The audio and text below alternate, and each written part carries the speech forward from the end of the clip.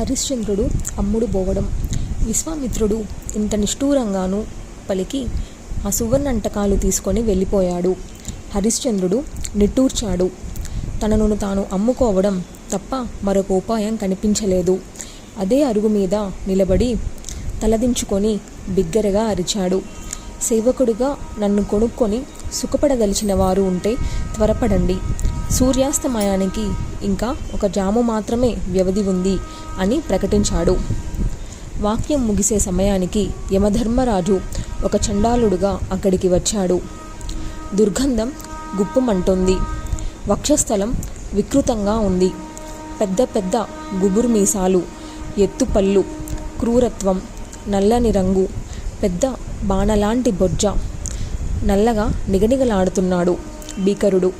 చేతిలో పొడవాటి కర్ర. పుర్రెలు ఎముకలు దండలుగా మెడలో వేలాడుతున్నాయి. నడుస్తుంటే అవి ఒకదానికొకటి కొట్టుకొని అసహ్యంగా ధ్వనిస్తున్నాయి. అతడి కంఠస్వరము అలాగే ఉంది. ఏమయ్యావు? నేను చండాలుణ్ణి. నా పేరు ప్రవీరుడు. మనం అందరికీ ఎరికే కాటికాపరిని. శవాలని కాల్చడానికి వచ్చినోళ్ళ దగ్గర సుంకం వసూలు చేయాలా? ఇంకా నేను చెప్పినట్టల్లా చేయాలా? చేస్తావా? రా, నాతో రా. నా కాడ బంటుగా ఉందువు గాని ఇష్టమేనా? హరిశ్చంద్రుడు ఇరుకున పడ్డాడు. అవుననలేక కాదనలేక క్షణకాలం ఆలోచించాడు. ప్రవీర, బ్రాహ్మణుడు గాని క్షత్రియుడు గాని నన్ను కొనుక్కోవాలని ఆశించాను. ఉత్తమ మధ్యమ అధములకు ధర్మాలు కూడా అదే రీతిలో ఉంటాయి అని పెద్దలు చెబుతున్నారు అన్నాడు ఏదో సంశయంతో. ఏమయ్యావు? ఆలోచించకుండా మాట్లాడుతున్నావు. అలాంటోడికి అలాంటిదే జరుగుద్ది. కోరింది దొరకదు. అందరిలాగా ఆలోచిస్తే అందరిలాగే మనమును మాట మీద నిలబడాలి. ఎవడికైనా అమ్ముడు పోతానన్నప్పుడు అమ్ముడు పోవాలా?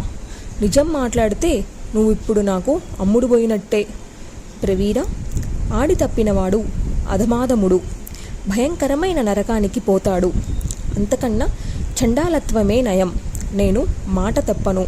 సత్యానికి నిలబడతాను. హరిశ్చంద్రుడు ఇంకా ఏదో మాట్లాడబోయేంతలో విశ్వామిత్రుడు ప్రత్యక్షమయ్యాడు. హరిశ్చంద్ర, వీడు చండాలుడైతే అయ్యాడు. కోరినంత ధనం ఇచ్చి నిన్ను కొనుక్కోవడానికి సిద్ధపడ్డాను. ఇంకా ఆలోచిస్తావేమిటి? వెంటనే తీసుకొని నా దక్షిణ నాకు పడై అని తొందర పెట్టాడు. కౌశిక, సూర్యవంశంలో పుట్టినవాణ్ణి, రాజ్యాలు ఏలినవాణ్ణి, డబ్బు కోసమని ఒక చండాలుడికి దాసుణ్ణి అవ్వనా? అది నీకు న్యాయమేనా? సరే, నీ ఇష్టం. నా దక్షిణ నాకు ఇయ్యి. చండాలుడి నుంచి తీసుకుంటావో బ్రాహ్మణుడి నుంచి తీసుకుంటావో నాకు తెలీదు. ఒకటి మాత్రం నిజం, నిన్ను కొనుక్కోవడానికి వీడు తప్ప మరింక ఎవడూ ముందుకు రాలేదు. ధనం ఇవ్వకపోతే నేను ఊరుకోను. సూర్యాస్త సమయానికి ఇంకా అరగంట మాత్రమే ఉంది. ఆలోచించుకో. బాకీ చెల్లిస్తావో శాపాగ్నిలో బూడిద అవుతావో. హరిశ్చంద్రుడు కుదేలైపోయాడు. జీవచ్చమైపోయాడు. మహర్షి, క్షమించు అంటూ కాళ్ళు పట్టుకున్నాడు. నేను దాసుణ్ణి, ఆర్తుణ్ణి, దీనుణ్ణి, విశేషించి నీ భక్తుణ్ణి. ఈ చండాలుడితో సౌకర్యం నేను భరించలేను. విప్రోత్తమ, కాసింత అనుగ్రహించు, దయచూపించు. నువ్వే నన్ను సేవకుడిగా స్వీకరించు. బాకీకి జమ వేసుకో. నీ దగ్గరే పడి ఉంటాను. చెప్పిందల్లా చేస్తాను. నీ మనసుకి నచ్చేట్టు చేస్తాను. హరిశ్చంద్ర, సరే అయితే. ఇంతగా బతిమాలుతున్నావు కనుక అంగీకరిస్తున్నాను. నిన్ను కింకరుడిగా స్వీకరిస్తున్నాను. నేను ఏది చెబితే అది చేయాలి సుమా. ఎప్పుడూ దేనికి కాదనకూడదు. హరిశ్చంద్రుడు అంగీకరించాడు. ఆ కాసినంతకే ఏదో పెద్ద గండం తప్పినట్టుగా సంతోషించాడు. మరొక జన్మ ఎత్తానురా భగవంతుడా అనుకున్నాడు. మహర్షి, నువ్వు గీసిన గీత దాటను. ఏది ఆజ్ఞాపిస్తే అది చేస్తాను. ఆజ్ఞాపించు. ఇప్పుడు ఏమి చేయమంటావో అంటూ లేచి నిలబడ్డాడు. విశ్వామిత్రుడు చండాలుడి వైపు తిరిగాడు. చండాల, ఇదిగో వీడు నా దాసుడు. నేను అమ్ముతున్నాను. కొనుక్కో. ఇప్పుడు నాకు కింకరుడు అవసరం లేదు. డబ్బు కావాలి. ఎంత ఇవ్వగలవో అంత ఇచ్చి కొనుక్కో, నీకు కావాలంటున్నావు కదూ. చండాలుడు ముసిముసిగా నవ్వుతూ విశ్వామిత్రుడికి కాసింత దగ్గరగా వచ్చాడు. మహర్షి, ప్రయాగ మండలంలో నాకు 10 యోజనాల పొలం ఉంది. అది రత్నగర్భ. దాన్ని నీకు ఇచ్చేస్తున్నాను. తీసుకో, నీ అవసరం తీర్చుకో. ఇంకా ఇవిగో 1000 రత్నాలు, సువర్ణ టంకాలు, మణులు, ముత్యాలు ఇవన్నీ ఇచ్చేస్తున్నాను. వేల సరిపోవచ్చు, స్వీకరించు అంటూ సంచి గుమ్మరించాడు. కౌశికుడు స్వీకరించాడు. ఆహా, ఈ మహర్షి ఎంత టక్కరి, కళ్ళ ఎదుట మారుబేరం చేసేశాడు. సరే కానీ నేను విశ్వామిత్రుడి సొత్తునయ్యాను కనుక ఈయనగారు నన్ను ఏమి చేసినా చేసుకోవచ్చు, కాదనడానికి లేదు అని హరిశ్చంద్రుడు అనుకుంటున్నంతలోనే ఆకాశం నుంచి పుష్పవృష్టి కురిసింది. అశరీరవాణి వినిపించింది. మహారాజా, రుణ విముక్తుడివి అయ్యావు. విశ్వామిత్రుడి దక్షిణ పూర్తయింది. మాట నిలబెట్టుకున్నావు. సాధు సాధు అంటూ ఇంద్రాది దేవతలు అభినందించారు. హరిశ్చంద్రుడు సంబరపడ్డాడు. మహర్షి, నువ్వే తల్లివి, తండ్రివి, నువ్వే నా బంధువి. ఏ రుణం తీర్చడం కోసం ఇంతకాలము పరితపించానో అది ఈ క్షణంతో తీరిపోయింది. మనస్సు తేలికపడింది. ఇప్పుడు ఏమి చేయమంటావో చెప్పు, ఆజ్ఞాపించు. నీ ఆజ్ఞలే నాకు శ్రేయోదాయకాలు అని నమస్కరించి నిలబడ్డాడు. హరిశ్చంద్ర, ఈ క్షణం నుంచి ఈ చండాలుడు ఏది చెబితే అది చెయ్యి. శుభం భవతు అంటూ ఆ ధనం తీసుకొని వెళ్ళిపోయాడు కౌశికుడు. కాటి కాపరిగా హరిశ్చంద్రుడు. విశ్వామిత్రుడు అటు వెళ్ళగానే ప్రవీరుడు హరిశ్చంద్రుడికి చేతులు బంధం వేసి తాడుకోస చేత్తో పట్టుకున్నాడు. మాట తప్పాలని చూస్తావురా అంటూ చేతికర్రతో ఒకటిచ్చుకున్నాడు. హరిశ్చంద్రుడికి కోపం రాలేదు, బాధ అనిపించలేదు. మౌనంగా కళ్ళప్పగించి చూస్తూ నిలబడ్డాడు. అతడిని ప్రవీరుడు తన పేటలోకి లాక్కపోయాడు. గుడిసెమందు నిలబెట్టాడు.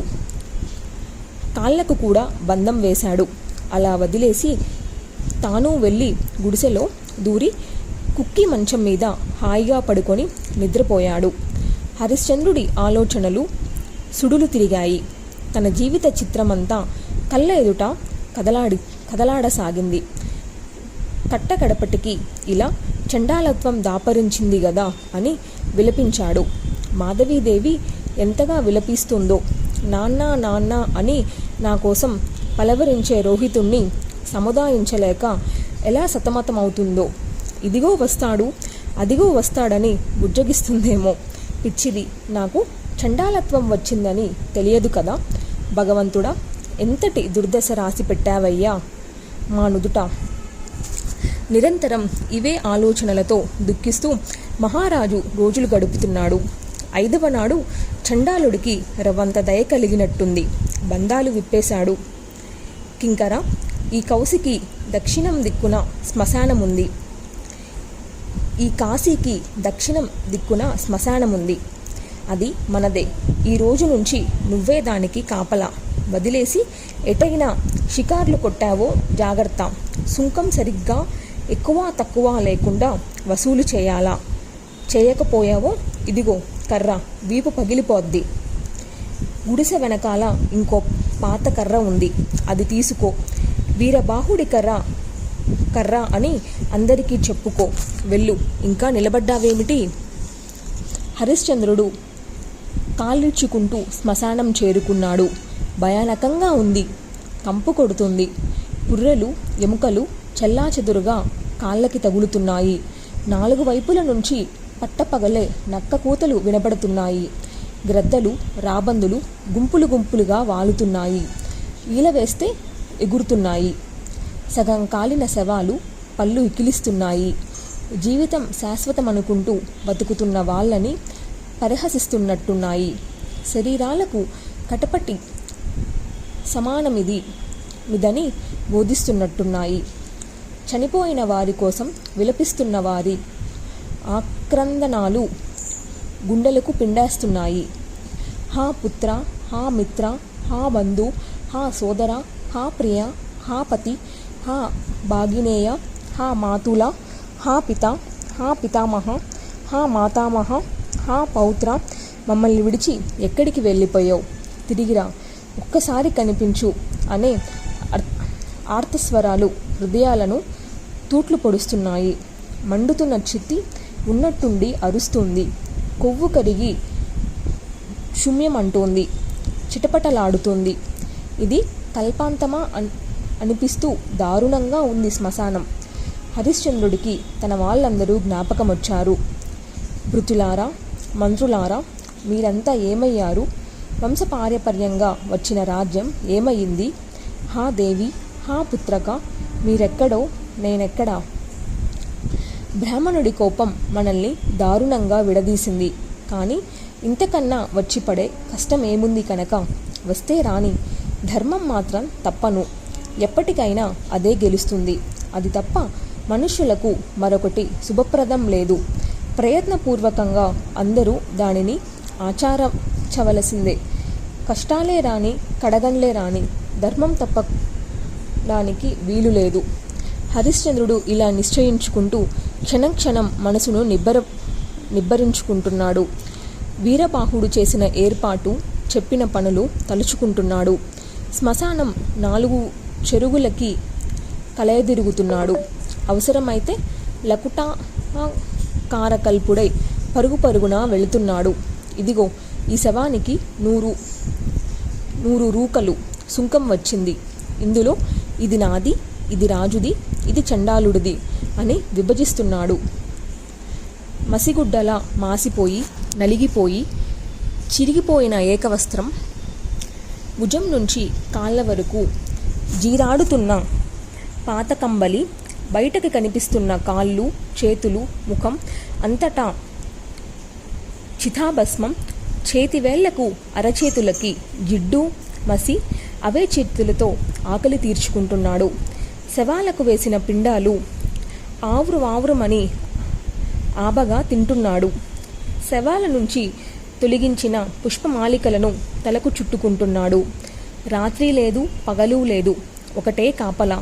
నిద్రను మర్చిపోయి చాలా రోజులైంది.